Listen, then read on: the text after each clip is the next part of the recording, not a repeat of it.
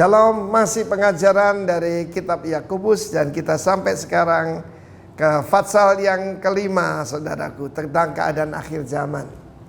Kita melihat dari keadaan apa yang terjadi hari-hari ini, yang kaya bertambah kaya, yang miskin bertambah miskin, dan jurang antara yang kaya dengan yang miskin makin melebar.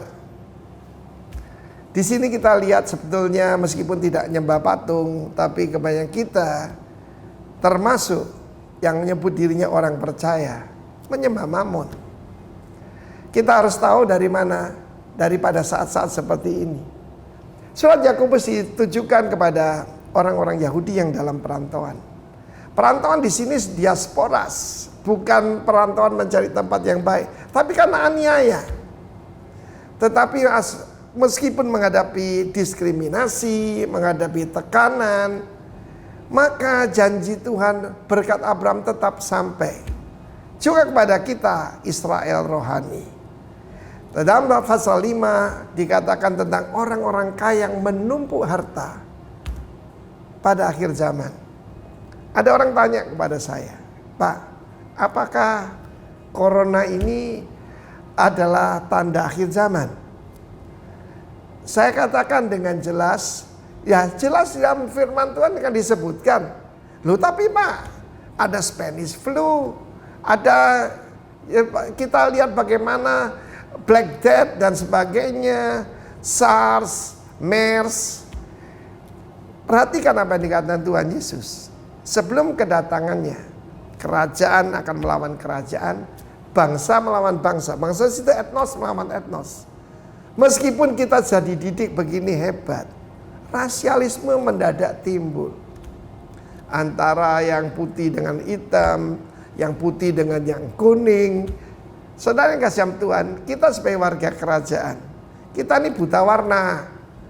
Ya, kita tidak membedakan satu dengan yang lain. Sayang sekali, simbol pelangi yang digambarkan busurnya Tuhan sekarang dipakai oleh LGBT.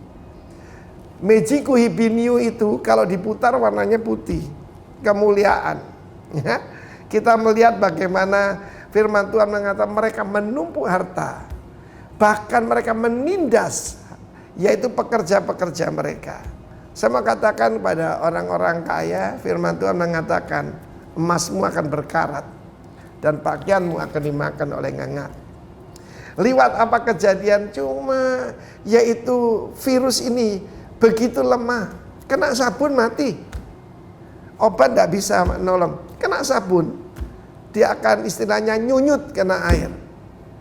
Tapi manusia tidak berdaya. Perusahaan-perusahaan pada jatuh, ya saham-saham pada jatuh. Saham pada jatuh itu dimakan oleh ngengat, dimakan oleh resesi.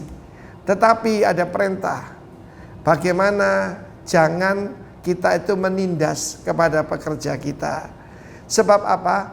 Jeritan mereka telah sampai kepada Tuhan semesta alam. Karena itu hari-hari ini adalah hari testing buat hati kita. Do we love God? Do we love one another? Ini jelas kelihatan saudara ya. Karena itu kita tidak menumpuk harta tapi membagikan harta. Sebab lewat ini saya pernah dikatakan suruh isolasi mandiri. Death is real.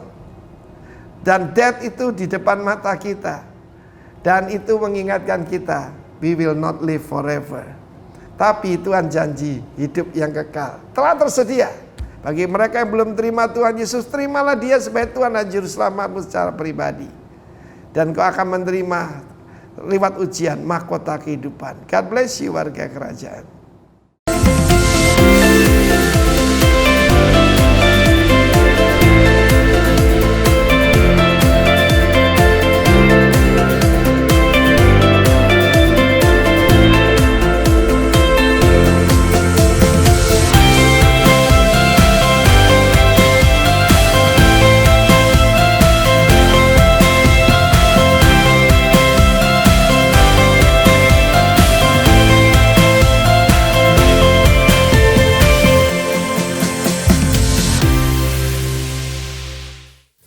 Shalom, kembali lagi kita bertemu di hari Minggu yang indah ini.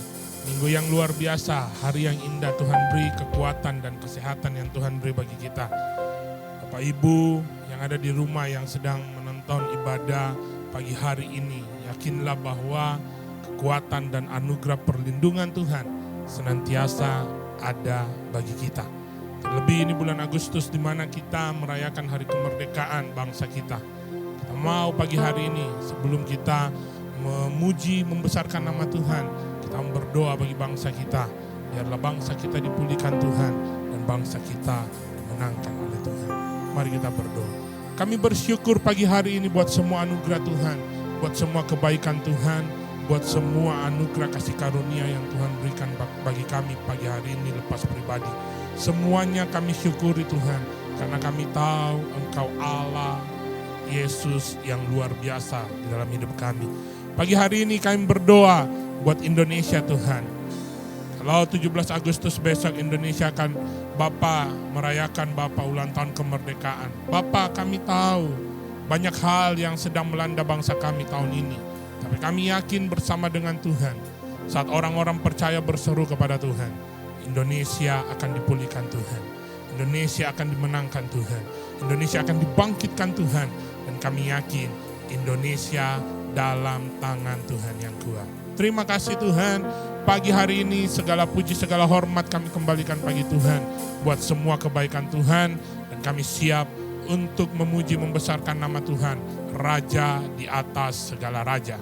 Di dalam nama Yesus kami berdoa, haleluya, amin. Kita menaikkan pujian, ada kuasa di dalam nama Tuhan. Kuasa yang menyembuhkan, kuasa yang memulihkan.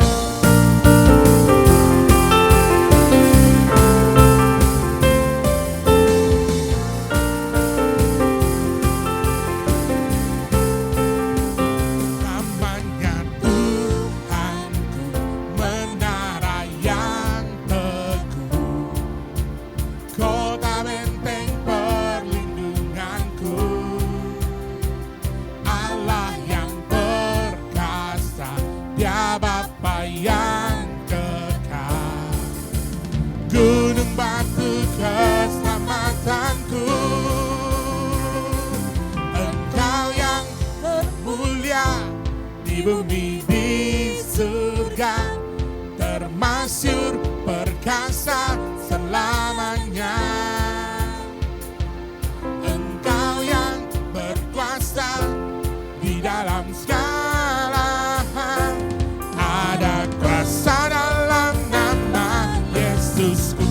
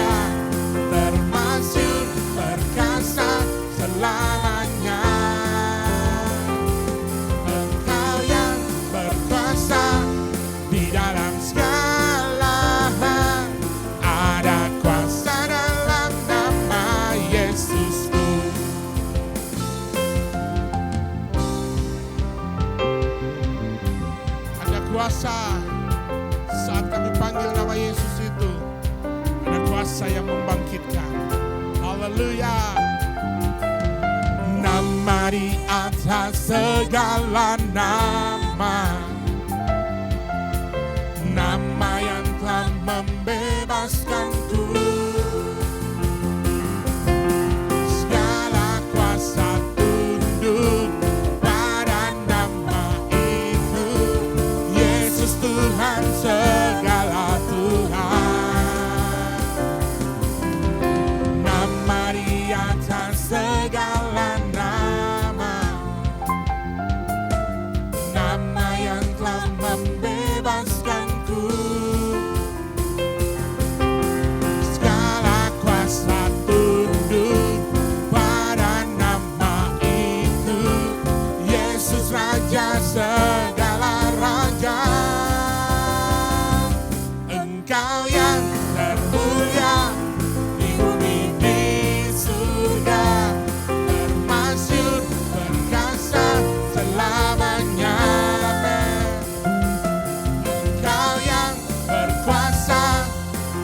dalam segala hal.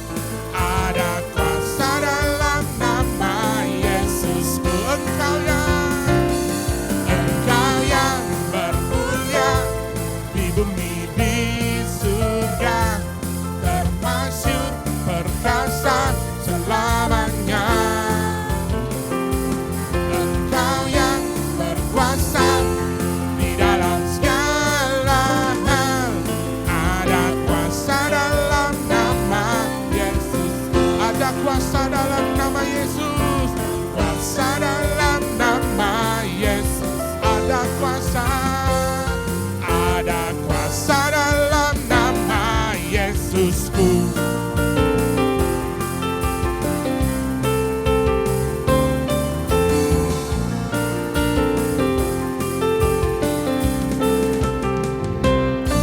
Haleluya. Terima kasih Tuhan. Terima kasih. Hadirat-Mu, kekuatan-Mu, pemulihan Tuhan, Tuhan akan membangkitkan hidup kami. Jamahan, kuasa, Tuhan akan mengubahkan hidup kami. Terima kasih Tuhan. Terima kasih.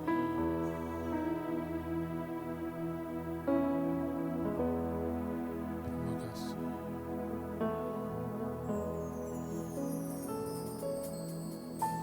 Tuhan hadir di bait kudus-Nya saat umat mencari wajah-Nya, berseru, berdoa, bersujud menyembah dan menikmati kehadiran-Nya. Tuhan mau dekat dengan umat-Nya yang datang dengan segenap hatinya, berseru, berdoa, bersujud menyembah dan menikmati kehadiran-Nya.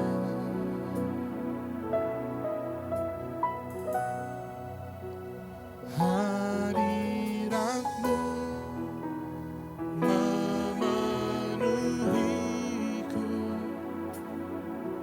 hadirat kudus-Mu penuhi bait-Mu, dan ku tersungkur menyembah-Mu. Yang ku nampak hanya kemuliaan-Mu.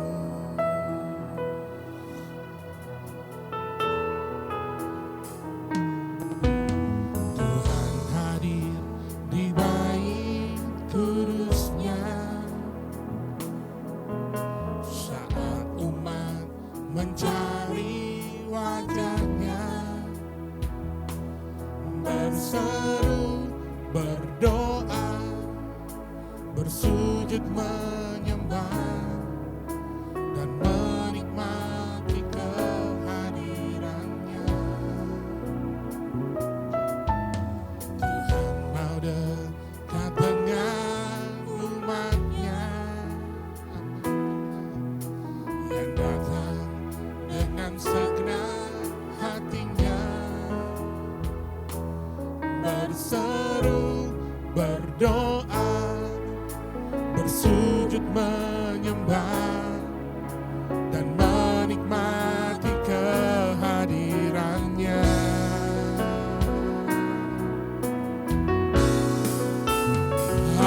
Hadirat-Mu memenuhiku, hadirat kudus-Mu penuhi bait-Mu, dan ku tersungkur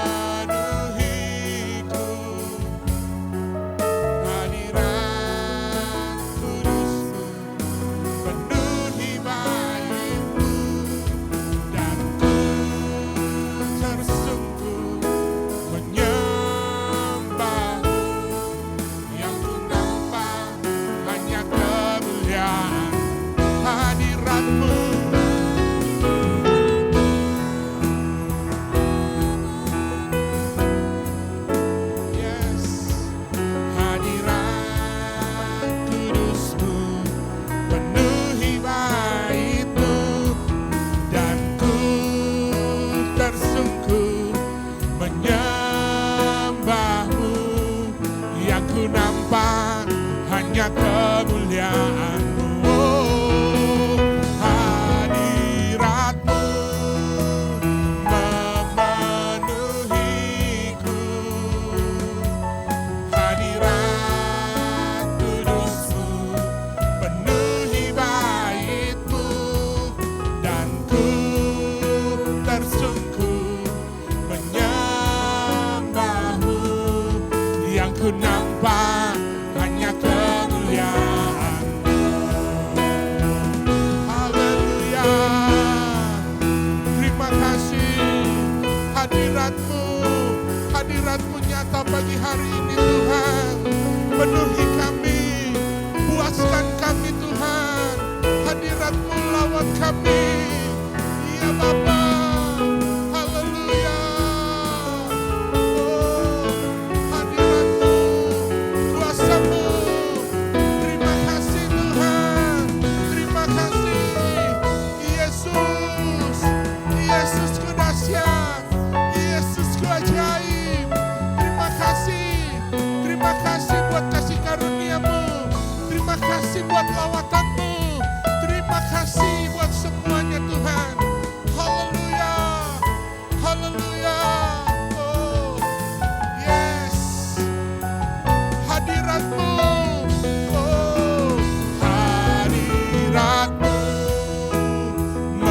memenuhiku. Hadirat kudus-Mu penuhi bait-Mu, dan ku tersungkur menyembah-Mu. Yang ku nampak hanya kemuliaan-Mu. Oh, hadirat-Mu memenuhiku. Hadirat kudus-Mu penuhi bait-Mu, dan ku tersungkur menyembah-Mu. Yang ku nampak hanya kemuliaan-Mu,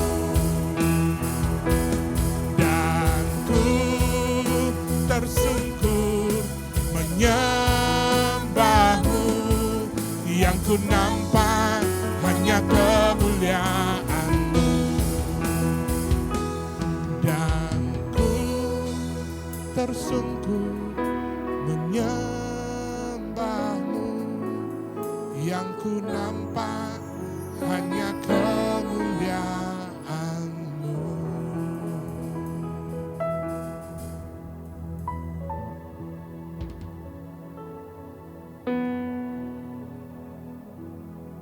Shalom Bapak Ibu Saudara yang dikasih Tuhan, Jemaat GPI Rock Semarang yang dikasih Tuhan, dan seluruh jemaat Tuhan yang mendengarkan kebenaran firman Tuhan melalui servis online pada pagi hari ini. Sebelum kita mendengarkan firman Tuhan, saya mau mengajak Bapak Ibu Saudara untuk kita terlebih dahulu tundukkan kepala dan kita minta pimpinan Tuhan. Mari kita berdoa. Kembali kami bersyukur kepada Tuhan. Kembali kami datang kepada Allah yang luar biasa, Allah yang dahsyat, Allah yang mengasihi kami, Allah yang tidak pernah meninggalkan kehidupan kami sekalipun di tengah-tengah kesulitan maupun kondisi apapun yang kami hadapi, Engkau tetap Allah kami.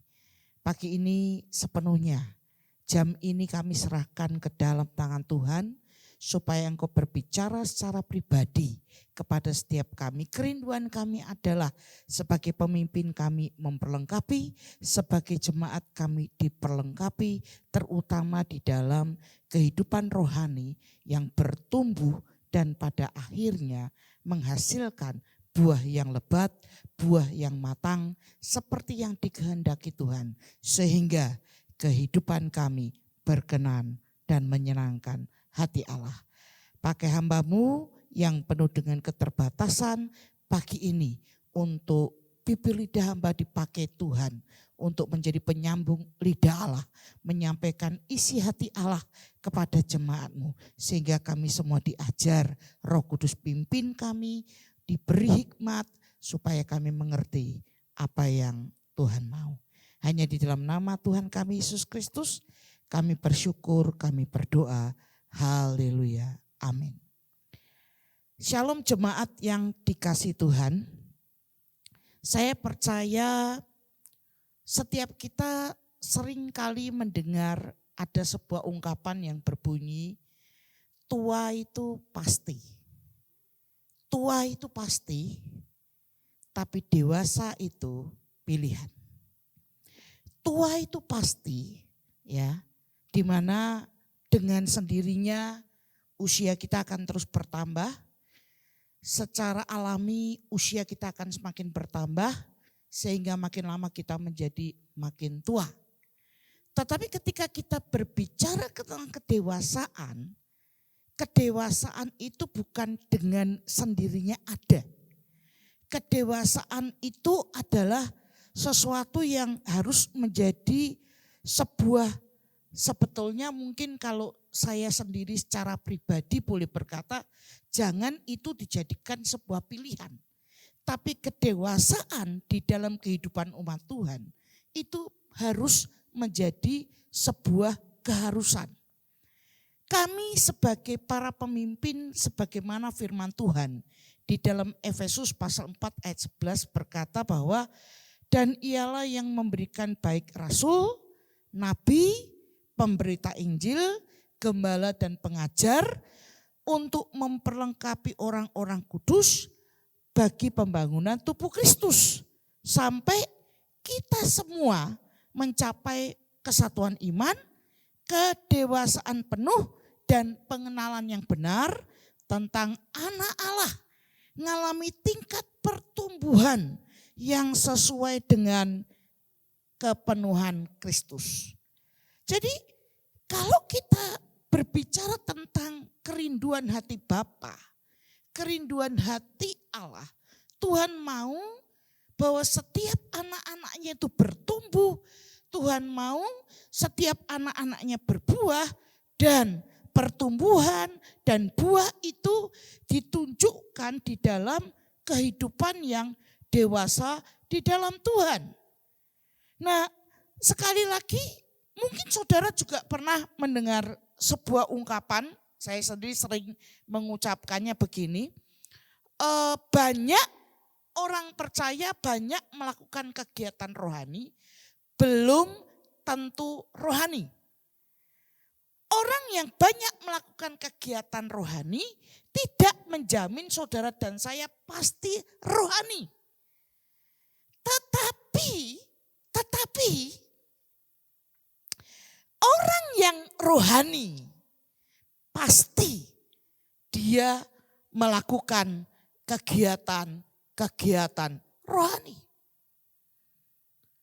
Orang yang punya kualitas hidup yang bertumbuh di dalam Tuhan, kualitas yang baik, karena sekali lagi ketika kita berbicara tentang hidup yang memperlengkapi, hidup yang diperlengkapi, percayalah bahwa pertumbuhan rohani, buah yang lebat, itulah yang menjadi kerinduan hati Allah.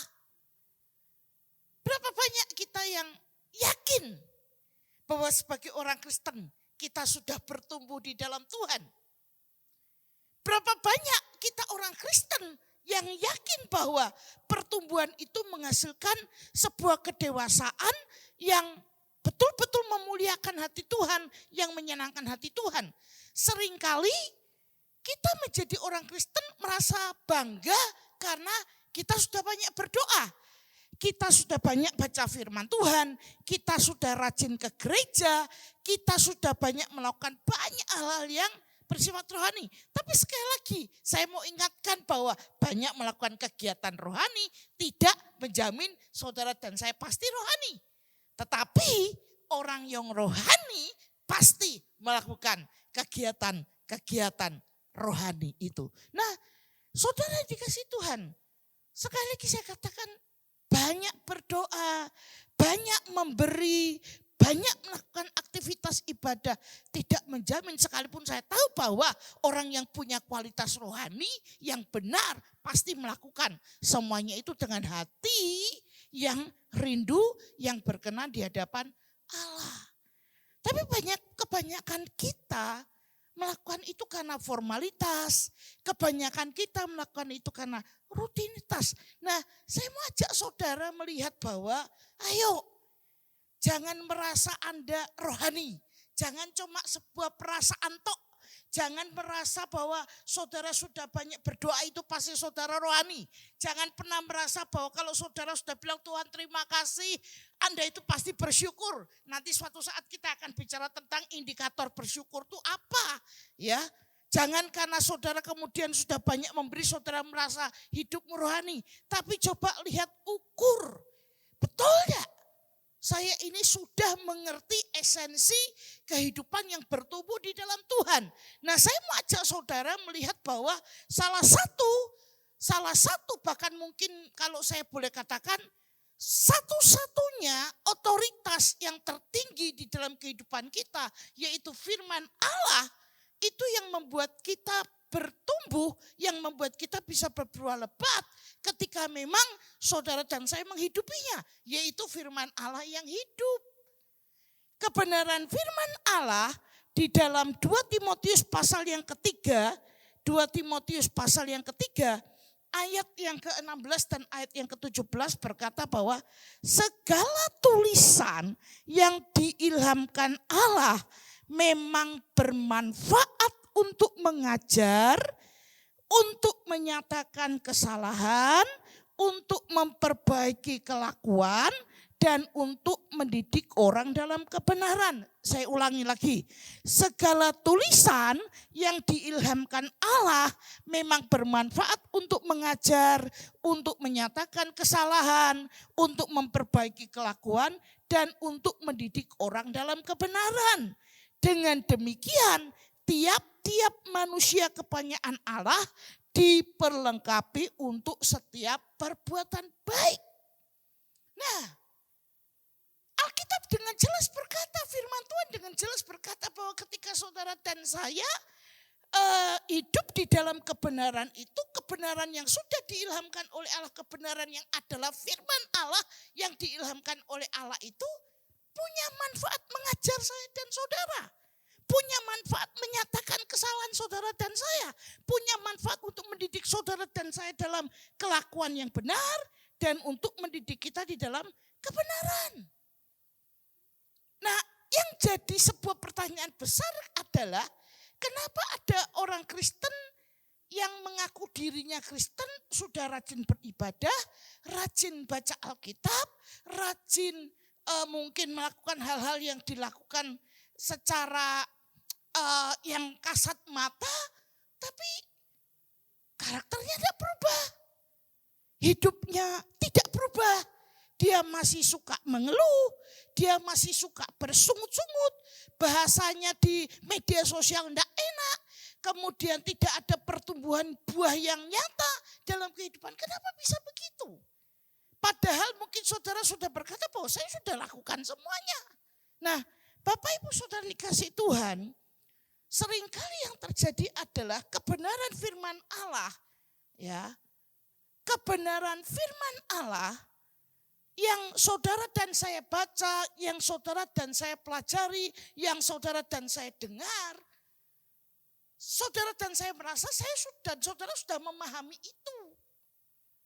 Tapi coba lihat, saya mau sampaikan sebuah penjelasan bahwa manusia personal, pribadi, sebagai pribadi, kita dikatakan satu pribadi yang utuh itu adalah manakala ketika kita punya 3 hal di dalam hidup kita, yaitu kita punya pikiran atau intelektual, kita punya perasaan atau emosi, dan kita punya kehendak atau kemauan.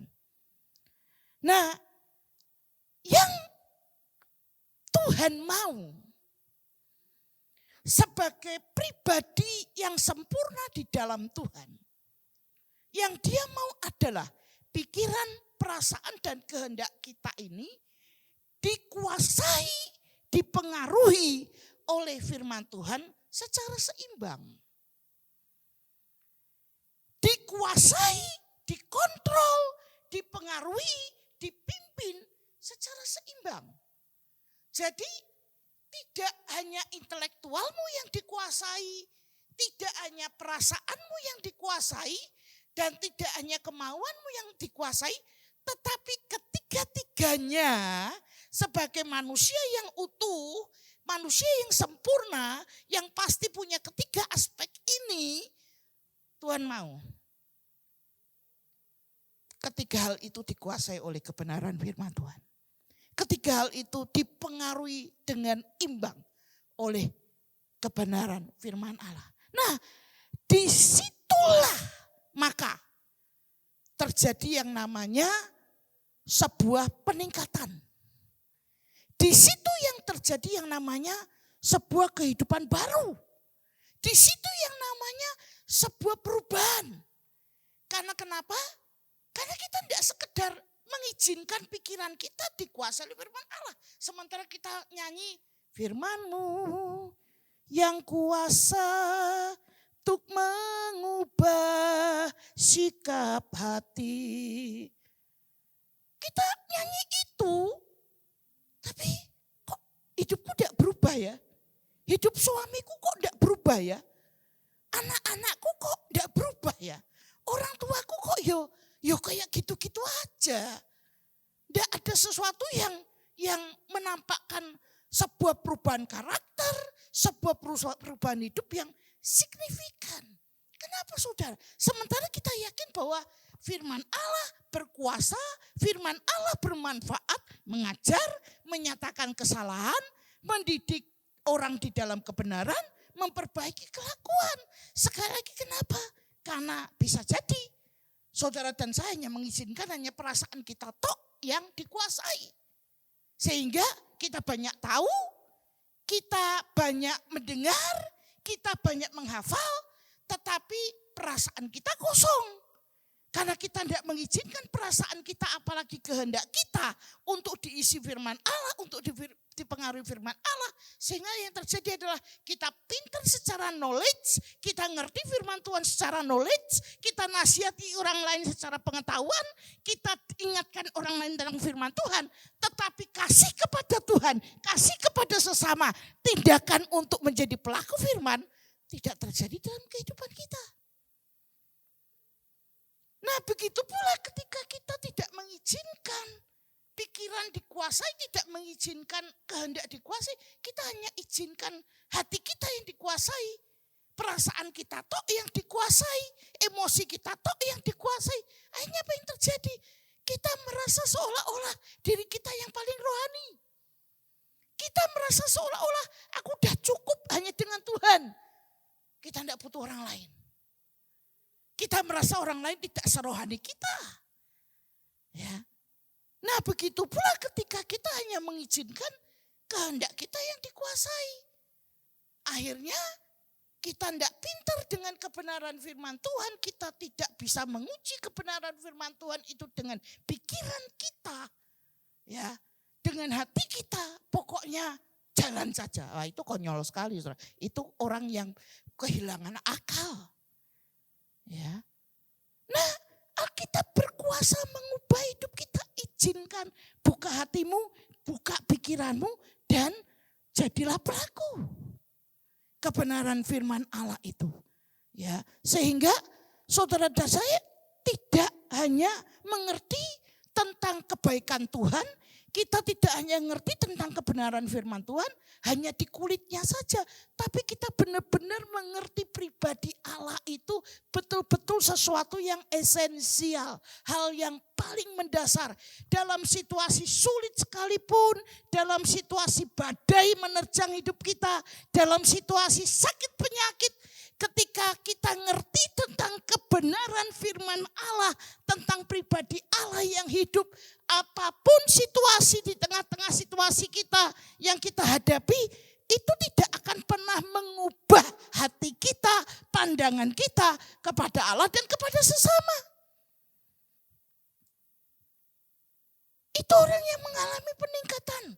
Itu orang yang mengalami pertumbuhan rohani. Itu orang yang mengalami kedewasaan rohani, bertumbuh. Jadi maaf, orang Semarang bilang ora kroso-krosonen sudah merasa bertumbuh. Padahal sebetulnya tidak. Ora kroso-krosonen merasa bahwa aku ini sudah rohani. Padahal jebule orang Semarang bilang tidak.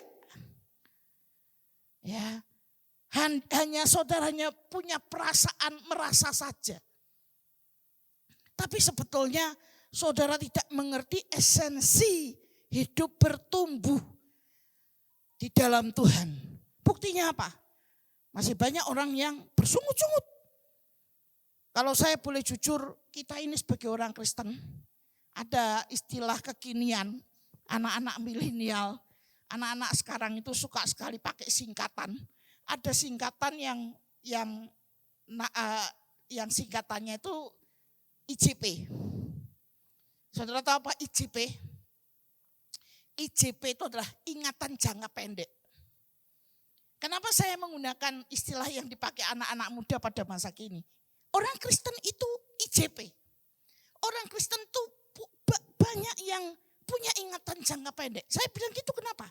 Karena kalau ditolong Tuhan, kalau mengalami pertolongan Tuhan, wah sukacitanya bersyukur lalu bersaksi ngomong Tuhan tuh baik ya Kris ya, Tuhan tuh luar biasa ya. Wah saya dengernya aja sampai berbunga-bunga karena melihat orang itu berkata Tuhan luar biasa, Tuhan baik. Nanti tidak sampai 2 hari, tidak sampai 1 minggu dia kena sesuatu masalah. Wah dia lupa dengan apa yang dia katakan tentang Tuhan itu baik.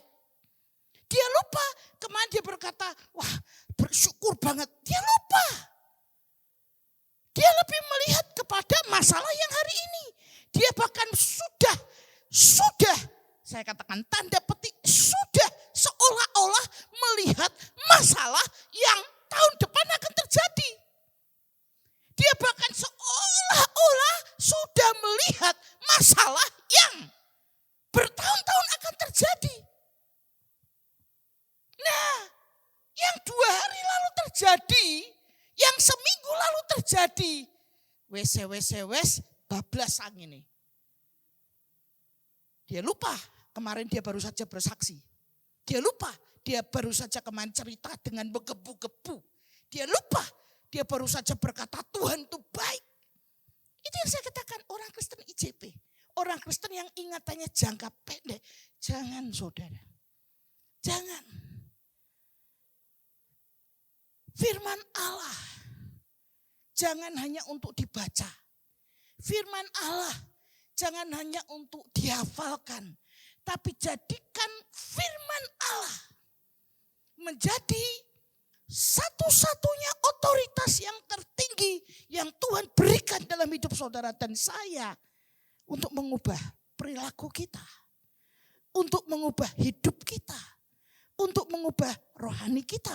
Memang ada yang berkata, apakah jadi dewasa harus jadi orang Kristen? Karena pada kenyataannya ada orang Kristen yang jauh lebih dewasa daripada orang lain. Saya harus berkata jujur, ya ada orang Kristen yang ada orang yang bukan Kristen yang jauh lebih baik daripada orang Kristen sendiri.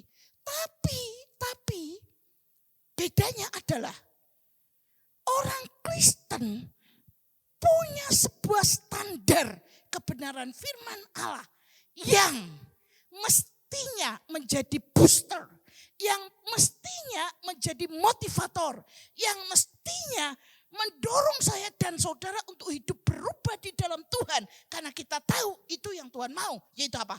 Firman Allah yang hidup.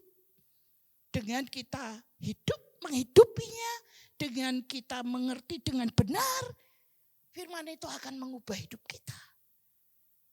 Izinkan pikiranmu, izinkan hatimu, izinkan kehendakmu dikuasai oleh firman Tuhan. Ayo saudara, jangan 1 tahun, 2 tahun, 3 tahun, 5 tahun, 10 tahun saya dan saudara jadi orang Kristen, tapi maaf. Ya, ada orang bilang, Aku jadi orang Kristen, tidak ada bedanya dengan orang yang bukan Kristen. Wah, itu menyedihkan sekali. Menyedihkan banget. Harusnya berbeda. Harusnya berbeda. Saya bilang, seringkali saya sampaikan kepada jemaat Tuhan, terutama di GBI Rock Semarang. Tuhan akan bikin perbedaan. Tuhan selalu buat perbedaan antara orang yang tidak di dalam Tuhan dengan orang yang di dalam Tuhan.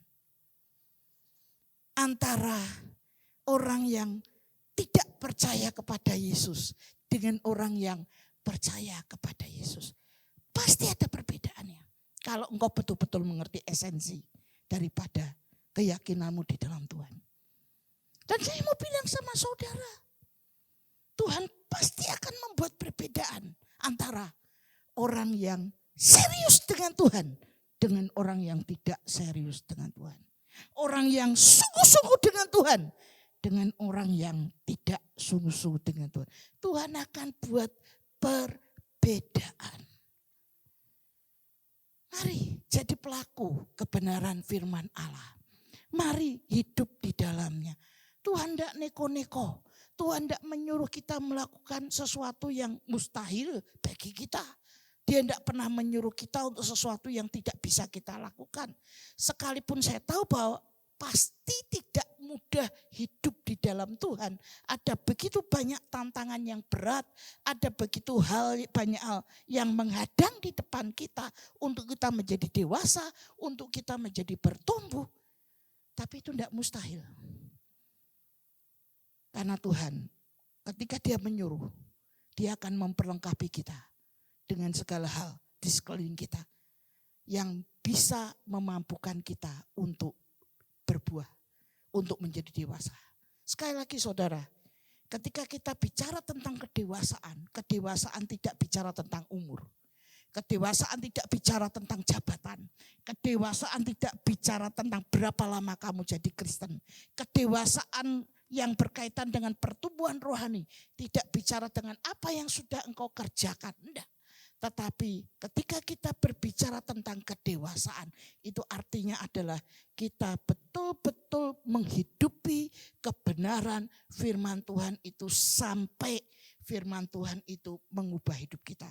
Saya dan saudara jangan pernah berkata bahwa saya sudah paham firman Allah. Pak, Bu, bahkan saya berkata kepada diri saya sendiri, saya belum paham tentang firman Allah kalau saya belum menjadi pelaku di dalamnya. Saya belum mengerti tentang mengampuni kalau saya tidak pernah mengampuni orang lain. Saya belum mengerti arti kasih kalau saya tidak pernah bisa mengasihi orang lain. Saya belum pernah mengerti arti memberi kalau saya belum memberi, belum berkorban. Saya tidak ngerti apa-apa tentang apa itu memberi. Tetapi mari saudara, jadilah pelaku kebenaran firman Tuhan itu ketika saudara dan saya rindu bertumbuh, rindu menjadi dewasa dan hidup kita diubahkan. Tuhan dimuliakan dan orang-orang sekitar kita diberkati. Kita menjadi berkat bagi sesama kita. Amin. Mari kita berdoa. Terima kasih Tuhan buat pagi hari ini. Firman-Mu yang berkuasa mengubah hidup kami. Yang Tuhan mau sederhana. Kami menghidupi kebenaran firman Tuhan itu. Kami sadar bahwa ada begitu banyak hal yang seringkali membuat kami lebih memilih untuk tidak menjadi pelaku daripada menjadi pelaku. Karena kami merasa bahwa apa yang Tuhan beri, apa yang Tuhan perintahkan terlalu berat buat kami. Tetapi pagi ini sadarkan kami bahwa apa yang Tuhan izinkan, apa yang Tuhan berikan, apa yang Tuhan perintahkan bagi kami adalah sesuatu yang mendatangkan kebaikan. Memberikan masa depan yang penuh dengan harapan. Memberikan kami sukacita, ketika kami hidup di dalamnya, walaupun ada kesulitan, walaupun ada sakit penyakit, tetapi ketika kami melihat bahwa di dalam kondisi sulit itu ada Tuhan di dalamnya, di dalam kondisi sakit penyakit ada Tuhan di dalamnya, maka kami bisa berkata dengan hati yang tulus, terima kasih Tuhan, Engkau begitu luar biasa. Buat kami bertumbuh terus, buat kami bersukacita, buat kami memuliakan Tuhan. Izinkan kami menjadi wakil Allah seperti yang Tuhan mau. Mampukan kami. Bahkan buat kami merasa belum mengalami sesuatu yang indah ketika kami belum menjadi berkat buat sesama kami. Terima kasih Tuhan, ini doa kami, ini kerinduan kami yang kami naikkan hanya di dalam nama Yesus. Haleluya, amin.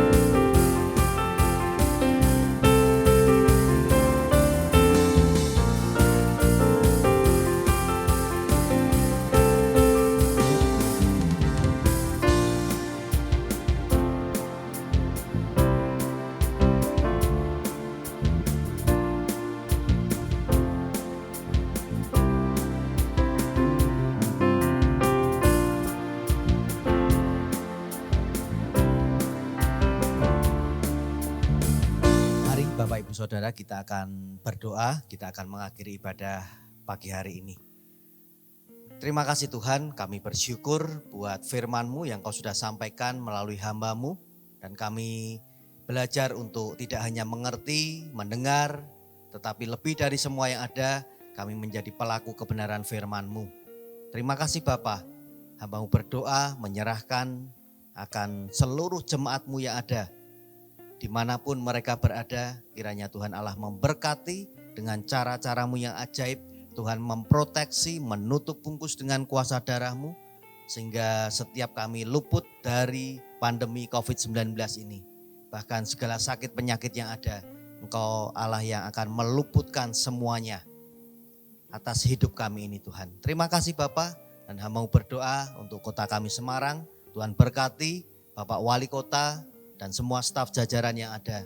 Tuhan memberikan hikmat-Mu sehingga mereka boleh mengelola, mengerjakan tanggung jawab dengan segenap hati mereka. Dan hikmat yang dari Tuhan turun atas setiap mereka. Demikian juga kami juga berdoa buat Bapak Presiden, Wakil Presiden, para menteri yang ada. Tuhan juga berikan hikmat-Mu untuk mereka semuanya, sehingga mereka boleh mengelola juga akan bangsa kami Indonesia ini dengan hal-hal yang baru, dengan takut akan Engkau.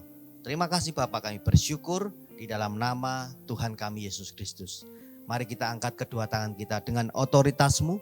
Kembali hamba-Mu berdoa, mintakan berkat yang terbaik buat setiap tangan-tangan yang terangkat pada pagi hari ini. Diberkatilah rumah tangga-Mu, diberkatilah keluarga-Mu, diberkatilah pekerjaan-Mu, diberkatilah studi-Mu, diberkatilah kesehatan-Mu, dan segala apapun yang Kau kerjakan, Tuhan yang akan memberkati Engkau dan melindungi Engkau. Tuhan menyinari Engkau dengan wajah-Nya dan memberi Engkau kasih karunia. Bahkan Tuhan yang akan menghadapkan wajah-Nya kepadamu dan memberi Engkau damai sejahtera. Terima kasih Bapak, kami bersyukur di dalam nama Tuhan kami Yesus Kristus. Dan semua yang percaya sama-sama kita katakan amin.